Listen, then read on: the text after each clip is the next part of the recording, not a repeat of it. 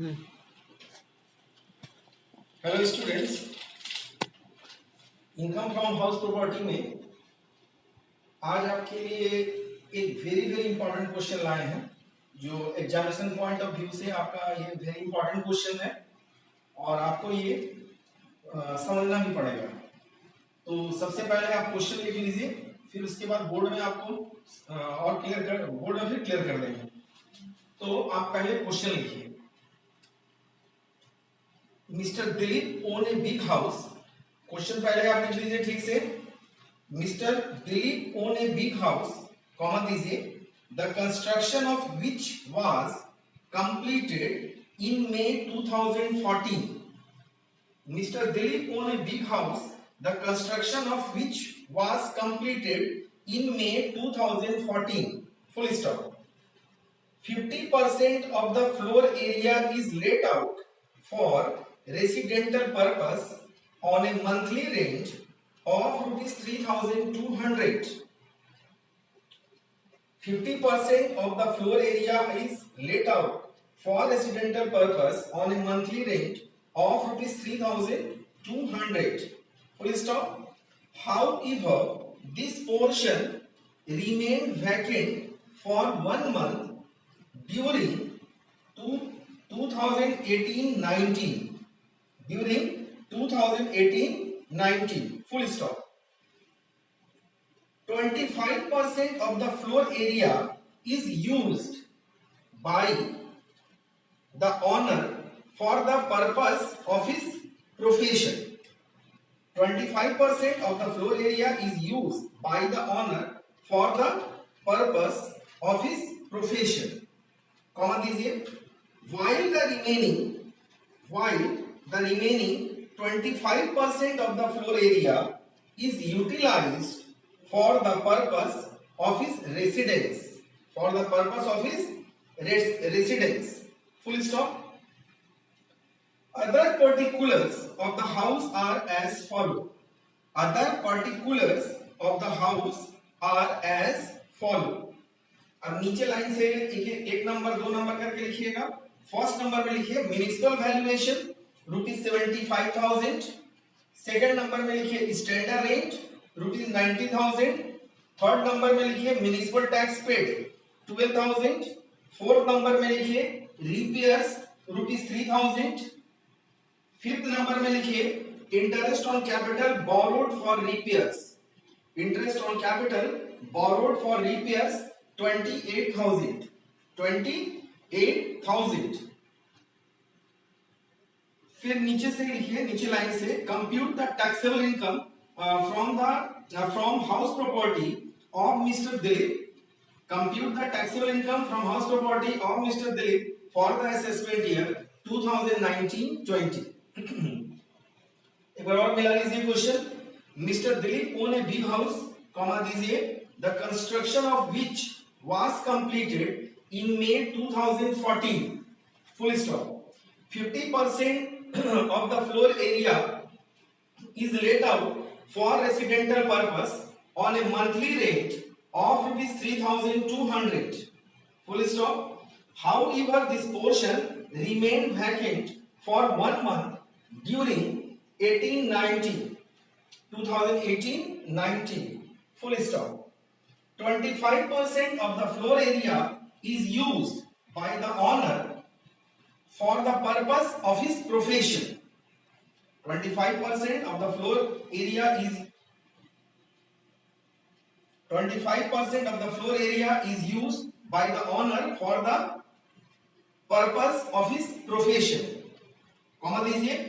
while the remaining 25% of the floor area is utilized for the purpose of his residence. Comma के बाद फिर है while the remaining 25% of the floor area is utilized for the purpose of his residence. Full stop. Other particular of the house are as follow. Municipal valuation ₹75,000. Second is standard rent ₹90,000. Municipal tax paid 12,000. Repairs 3,000. Interest on capital borrowed for repairs 28,000. Interest on capital borrowed for repairs 28,000. Compute the taxable income from house property of Mr. Dilip for the assessment year 2019-20.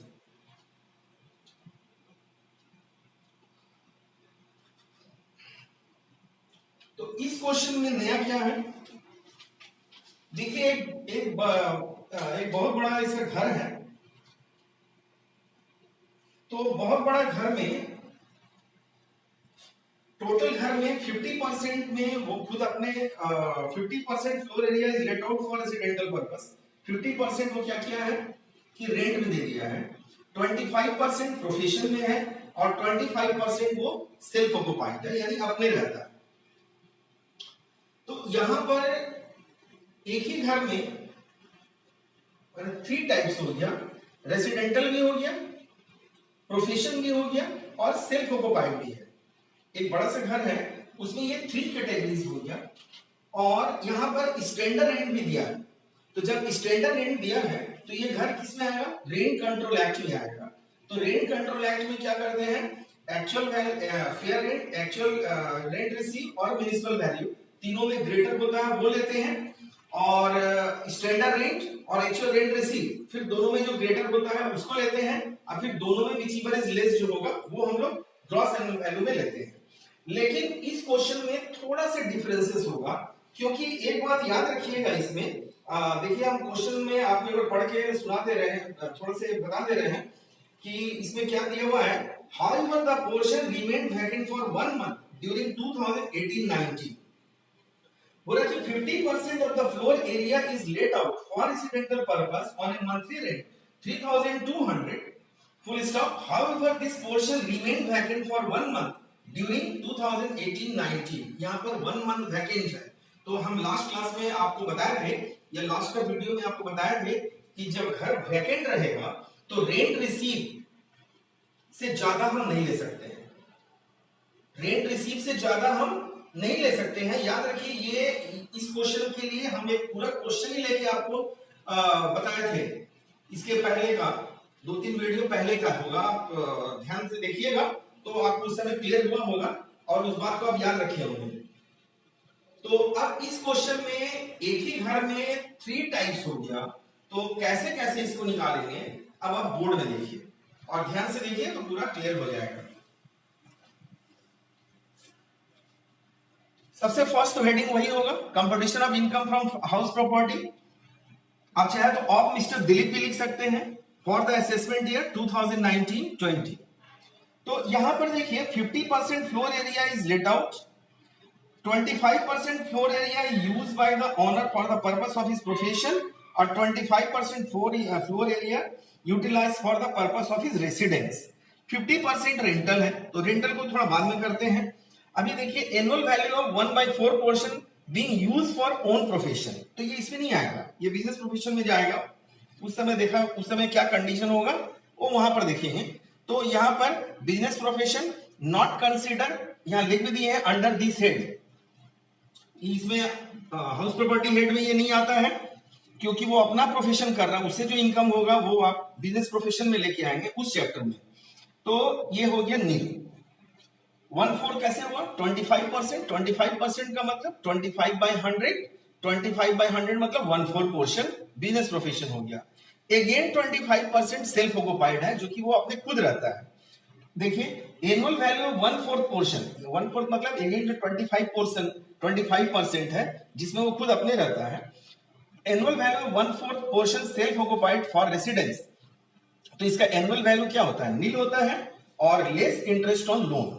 तो interest on loan देखिए नीचे में दिया हुआ है, आप question का नीचे में देखिए interest on capital borrowed for repairs दिया है, interest on capital borrowed for repairs 28,000। तो इंटरेस्ट ऑन लोन 28,000 का 1/4 कितना हो गया, 7,000 हुआ। तो ये क्या हो गया, लॉस हो गया, सेल्फ ऑक्युपाइड से क्या हो गया, लॉस। यहां पर देखिए annual value of 1/4 portion self occupied for residence, यहां सेल्फ ऑक्युपाइड लिखे हैं, 1/4 पोर्शन ये सेल्फ ऑक्युपाइड है।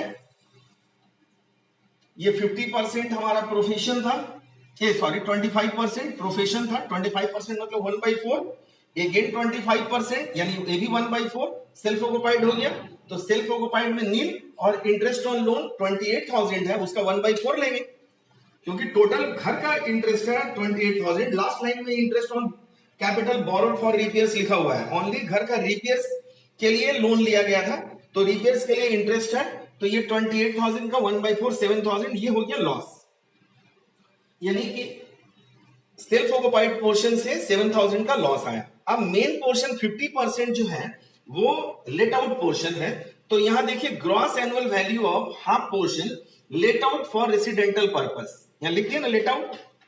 लेट आउट मतलब क्या हो गया, रेंट में दिया है, let out for residential purpose, तो इसका ग्रॉस एनुअल वैल्यू 35,200 है। ये देखिए कैसे निकालेंगे, यही इसका मेन है, यहीं पर गड़बड़ होगा, और जब यहां गड़बड़ हो जाएगा तो आपका बहुत सारा मार्क्स इसमें कट जाएगा फिर, क्योंकि फिर शुरू में गलती हो गया। ये सब में ज्यादा कुछ नहीं है, मेन आपका यही वाला निकालने में गलती हो सकता है, मे बी रॉन्ग, तो फिर इसको आपको सही तरीका से समझना है, और इस तरह का रूल आपको पहले भी हम बता चुके हैं, एक बार और आप देख लीजिए कैसे निकाले हैं। तो यहां से देखिए एक्चुअल रेंट दिया हुआ है, आप क्वेश्चन में देखिए एक्चुअल रेंट 3,200 है, और जो रेंटल प्रॉपर्टी है 1 मंथ वैकेंट था। However, this portion remained vacant for 1 month. देखिए दिया हुआ है 50% of the floor area is let out for residential purpose on a monthly rent of rupees 3,200. However, this portion remained vacant for 1 month. यानी 11 month के लिए rent है, 1 month तो खाली वैसे खाली था, तो 3,200 इंटू 11 35,200 हो गया एक्चुअल रेंट रिसीव, और म्युनिसिपल वैल्यूएशन दिया हुआ है, तो म्युनिसिपल वैल्यूएशन आपका देखिए कितना दिया हुआ है 75,000, तो 75 का 50% निकालेंगे क्योंकि 50% लेट आउट है ना, तो 75 का 50/100 करेंगे तो 37,500 आएगा। दोनों में विच एवर इज ग्रेटर, तो कौन ग्रेटर हो गया, 37,500 ग्रेटर हो गया, 37,500 ग्रेटर हो गया दोनों में। ये म्युनिसिपल वैल्यू है 75,000, तो 75,000 होल हाउस के लिए, 50% के लिए 75 का हाफ करेंगे, या 75,000 का 50/100 करेंगे तो 37,500 आएगा, दोनों में ग्रेटर हो गया 37,500। फिर सेकंड इसका रूल होता है एक्चुअल रेंट, वही वाला लिख दिए 11 मंथ का 35,200, और स्टैंडर्ड रेंट देखिए क्वेश्चन में दिया हुआ है 90,000, तो 90 का 50%, क्योंकि 50% आपका रेंटल प्रॉपर्टी है, तो 90,000 का 50/100 करेंगे तो 45।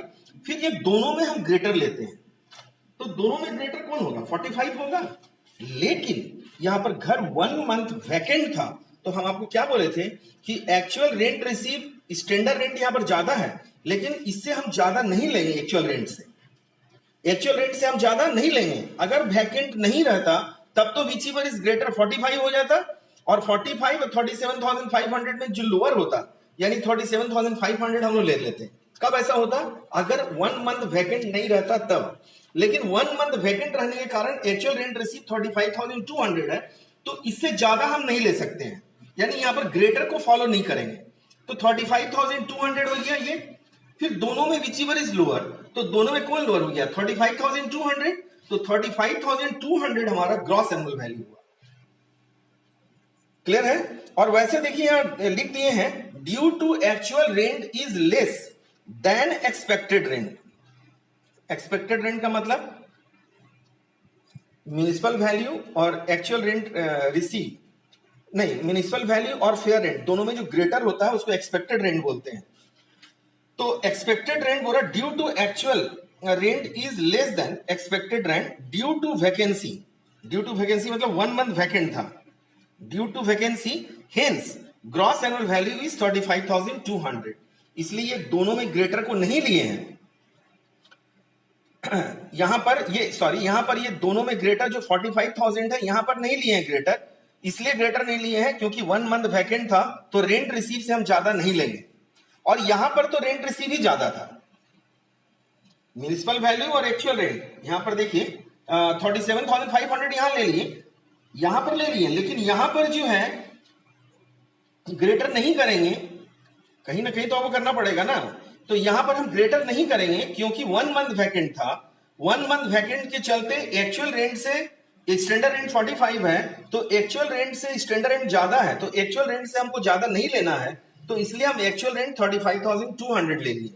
पहला वाला में आप रूल फॉलो कीजिए, दूसरा वाला में एक्चुअल रेंट से ज्यादा हमको नहीं लेना है, इसलिए 35,200 लिए। फिर दोनों में विच एवर इज लेस, तो दोनों में कौन लेस है, 35,200, तो 35,200 जो है हमारा ग्रॉस एनुअल वैल्यू हो जाएगा। और क्यों नहीं लिए, यहां पर नीचे में लिख दिए हैं, due to actual rent is less than expected rent due to vacancy. Due to vacancy मतलब 1 मंथ वैकेंट था, hence gross annual value is 35,200। तो ये रूल्स जो है हम पहले भी आपको पूरा एक क्वेश्चन लेके आपको हम बताए हुए थे इस रूल्स को। तो अब यहां पर देखिए, ग्रॉस एनुअल वैल्यू ऑफ 1/2 मैंने 50% मतलब हाफ पोर्शन हो गया, 50% का मतलब हाफ पोर्शन हो गया, let out for residential purpose 35,200 हो गया। अब देखिए म्युनिसिपल टैक्स पेड, तो म्युनिसिपल टैक्स हमारा कितना दिया हुआ है, देखिए 12,000, तो 12,000 का हाफ 6,000 हो गया, half of municipal tax paid, half करेंगे, वो तो 12,000 पूरा होल हाउस के लिए है, पूरा घर के लिए है, लेकिन हम तो यहाँ 50% लेट आउट पोर्शन ले रहे हैं, तो 50% मतलब हाफ हो गया, तो हाफ यानी 6,000, तो 6,000 माइनस किए 29,200 हुआ। अब डिडक्शन हम देंगे, डिडक्शन अलाउड 30%, ये अंडर सेक्शन 24 में आता है, तो 29,200 का 30% हो गया 8760, और half interest on loan taken for repairs.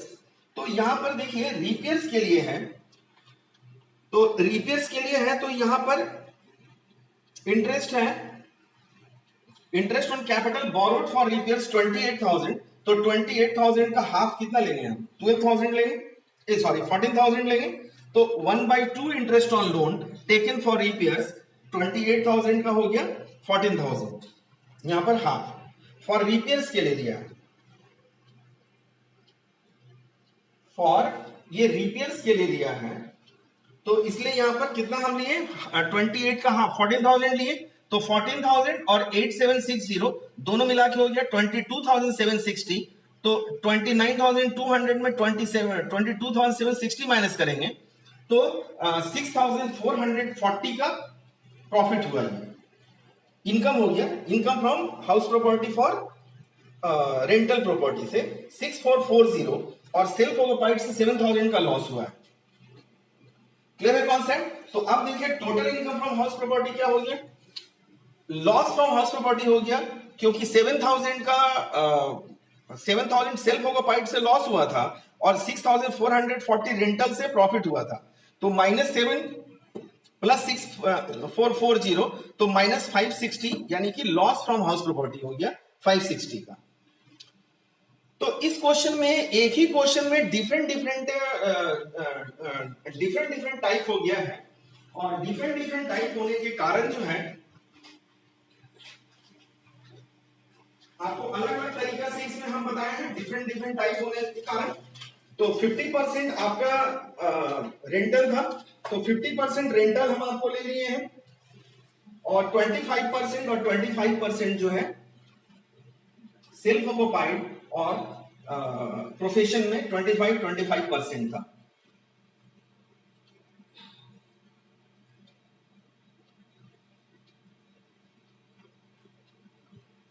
तो